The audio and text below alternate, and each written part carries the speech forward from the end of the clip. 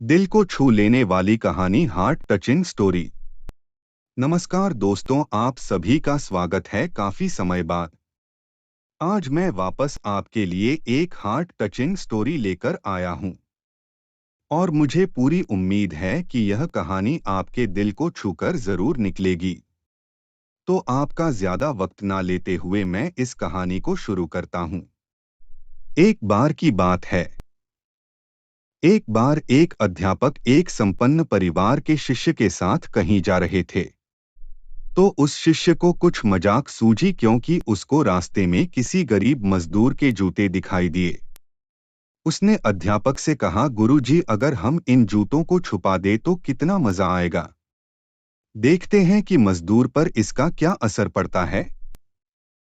अब उसको तो मजाक सूझ रहा था, लेकिन गुरुजी ने कहा कि नहीं, गरीब इंसान के साथ इस तरह का भद्दा मजाक करना ठीक नहीं है। उसने कहा, क्यों ना हम इन जूतों में कुछ सिक्के डाल दें और देखें कि इसका इस गरीब मजदूर पर क्या प्रभाव पड़ता है। उन्होंने ऐसा ही किया।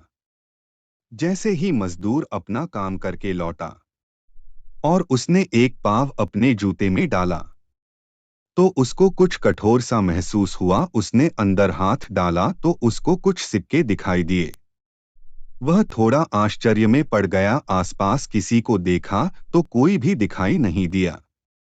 वापस उसने दूसरा पैर अपने जूते में डाला और वापस उसको उसमें कुछ सिक्के दिखाई दिए।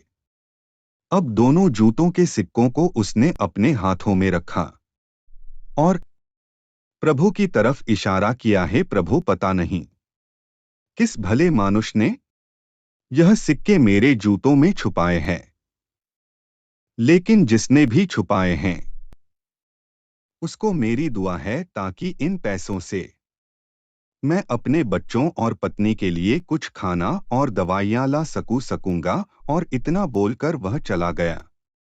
इस बात को शिष्य और अध्यापक दोनों सुन रहे थे। अब अध्यापक ने शिष्य से पूछा कि अब तुम मुझे बताओ कि तुम्हें कैसा महसूस हुआ, तुम्हारी पहले वाली मजाक या मेरा यह तरीका।